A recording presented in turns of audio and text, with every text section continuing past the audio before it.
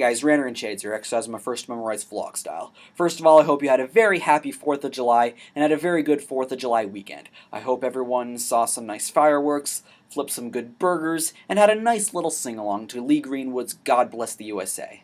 But I digress. I'm sure I may lose a few subscribers after this video, but try to watch this and listen close to what I'm saying. I know from personal experience that my opinions on tragedy and the aftermath of a worldly or nationwide disaster are pretty difficult to comprehend, but try to listen carefully. This is a pretty touchy subject, so I won't have ads enabled, since I don't like to have ads enabled on videos on topics as touchy as tragedy. But again, try to listen carefully with an open mind to what I'm saying here. 4th of July, where I come from, hasn't really been the same for the past 2 years, and I'll get to that story later. Now, in my lifetime alone, I've lived through many tragedies, from the Columbine shooting of '99, which I was much too young to understand at the time. I didn't even know about it until a couple years ago. To 9/11, to Hurricane Katrina, to the Aurora, Colorado shooting, to the Sandy Hook shooting, all the way to the Boston bombing. There's been a number of tragedies that this country has heard news about. And that's only tragedies in the US. There was also the Japan earthquake, which we all remember that infamous thumbs up for epic earthquake fiasco, don't we? There was also the Haiti earthquake, which inspired that god-awful remake of We Are the World. Remember that? As well as this one story I want to talk about right now. Let's go back to 2004. I was 11 years old and in the 5th grade at the time, and I was hearing news of a tsunami breaking out in the Indian Ocean, Indonesia region. At school, a bunch of the teachers back then were having us make cards to send out to the victims of the tsunami who were either injured or had lost a loved one. I made a very bold statement by asking, why do we need to do this? Why does it matter if I make a card, or if I donate money, or if I don't? I'm just one kid after all. Why is it so important that I do something? What happened then? I was ridiculed for weeks about this, called things like heartless, uncaring, even greedy. There's a reason I felt this way back then, and why I still feel this way now about tragedies, and people back then refused to listen to it. Now, I'm not saying I didn't care about what had happened. I'm not saying I'm not at all sympathetic to what had happened. I'm going to make that very clear, since the people who are probably going to unsubscribe to me are probably going to make that assumption. But listen carefully. I can't stress that enough. Here is my reasoning. When a tragedy happens, I don't feel very driven to do something about it if I don't have any emotional connection to the victims. I didn't know anybody out in the Indian Ocean region. I had no friends or family members out there. So why does it matter so much that I do something? I'm not trying to ridicule those that do want to help when a natural disaster occurs somewhere else in the world. What I'm trying to say is that unless I have some sort of emotional connection to the situation, I'm not one of those people. Nobody understood this back then, and if people are going to unsubscribe to me, then you didn't understand any of what I'm saying in this video. Even in my own country, I didn't have any emotional connection to anybody who was a victim of Hurricane Katrina. I'm not saying I didn't feel bad for what happened to them, but at the time I didn't know anybody from New Orleans, and thus had no emotional connection to the situation. I am friends today with a couple people from New Orleans right now, people from camp, but this wasn't the case back in 2005. Now let's jump ahead to the Sandy Hook shooting, which made me feel really emotional about the aftermath. Now, I'm on Facebook a lot, so when I scroll through posts, I really see, hear, and learn a lot about not only the world, but also society, and how people from within my friend groups react to certain things. I remember waking up one morning after I got home from college for my winter break to see a crap ton of posts about Sandy Hook saying, "My heart goes out to those that lost a loved one," yada yada yada yada yada. Posts from people who, as far as I'm concerned, have no emotional connection to any of the victims of that shooting.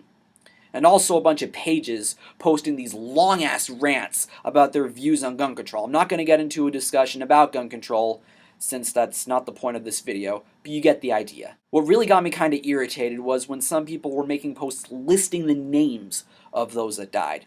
I remember thinking at the time, what the fuck are you trying to prove?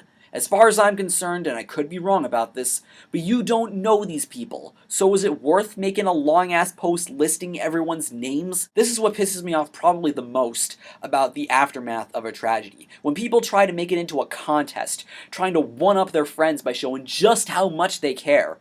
My view has always been that if you turn tragedy into a game like this, then you don't really care at all. You just want to look good in front of all your friends. If you really care, and you really do have a deep emotional connection to the situation, then actually do something about it. Don't sit on your ass making post after post on Facebook about a tragedy. Also, don't post how much money you donate to a charity either. That's just douchey. And it shows, again, that you care more about how much of a caring individual you look like to your friends than you actually do about the situation at hand. I feel the exact same way about people who make videos on YouTube about a tragedy, particularly Craft Nation, who has done no research into the tragedies he's talked about and cares more about getting a shit ton of views and ad revenue. I'm not going to get into that. But I feel that if a YouTuber is more concerned about cashing in on views and being the first to make a video about it and beat all the money horse, then they really don't care about the tragedy at hand, which leads me to believe that tragedy is just a bandwagon for everyone to jump. I don't mean to sound like the brain enema who hates those goddamn bandwagon jumpers, but it's true. I may disagree with her about drama related to Mr. Epsilon, but she's right in this sense.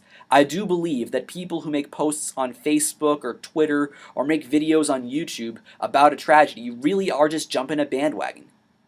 Even at 11 years old, I felt this way about all my peers' reactions to tragedies.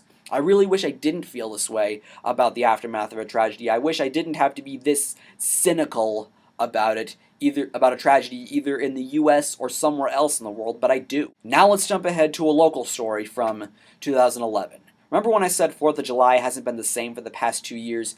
Here's the story. I'm not going to name names because I don't want anyone from my hometown seeing this and getting any more emotional about this story than they already are. This is the first summer that I didn't spend at Frenchwoods. It was the summer before my senior year in high school. My family and I were up in the Berkshires where my grandparents live over the summer, which was where I was this past weekend.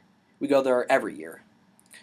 One place we like to go when we're out there is this place called Jiminy Peak, which is a ski resort that in the summer doubles as an amusement park with the most badass mountain slide that you take the ski lift up for. If you're ever in the area, I highly recommend checking that place out. When we came back from our day there, I logged onto Facebook and found my feed exploding with posts reading, "Rest in peace RIP LDA." Those are the initials of a girl who graduated that year in the year above me. We'll call her Lisa, who was murdered by her ex-boyfriend, who was just now recently convicted, so good riddance to him. I did not know either of these people personally.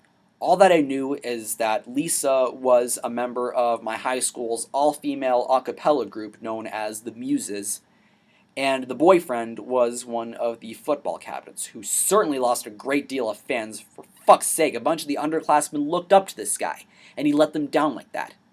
Douche. I never had much respect for the football jocks in the first place, but this guy takes the cake, so fuck you. Outside of my main group of friends, I didn't really associate myself with many people from outside my graduating class who weren't musicians or actors. Sure, Lisa was a singer, but not one my friends or I really associated ourselves with. But Facebook exploded with all of these rest in peace LDA posts. One person in particular, who I never even considered a friend of mine in the first place, made a post saying, "Happy 4th of July, rest in peace LDA." I commented on her post asking why she had to post both those things in the same status. What happened? It was like elementary school all over again. I got called heartless and uncaring and was told I didn't understand. I'm sorry I didn't know her. I'm sorry I didn't have the same emotional connection that you had, but I'm not going to jump what I see as a bandwagon and make a post I don't feel genuine about. Nor will I leave any comments on any of the dozens upon dozens of other posts saying the exact same thing.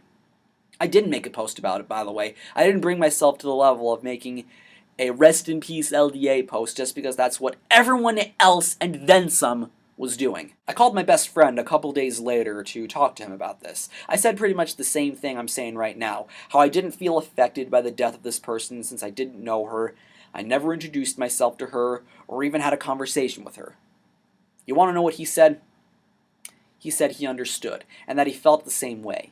He even had an older brother who graduated in her class, and even he didn't feel as affected by this. I also told my parents, who were going to her funeral, this same thing, and told them not to make me come. They said they understood as well. They knew Lisa wasn't a friend of mine, and that I didn't want to jump any bandwagons because they understood how I saw this as a bandwagon, and they knew that I didn't want people saying, "Mike, what the fuck are you doing here? You don't know her," or anything like that. So they didn't have me come with them. So I stayed home and did shit around the house while they went to the funeral, since they knew her single father anyway. There were 2 goddamn churches in town overflowing with fucking people going to this funeral. My parents got seats outside in the hot sun, and my dad passed out due to the heat, so I had to drive out to pick them up at the hospital. Since then, people have been coming in randomly to make a post about Lisa, as well as on the 4th of July. I've never understood, even when someone in my own family passed away, how come some people just can't move on? I'm sure if Lisa were still alive, she wouldn't want everyone emotionally stuck. I've never understood this. So thus concludes my thoughts on tragedy. It sucks that I view the aftermath of these events as bandwagons in the social media world, but I do.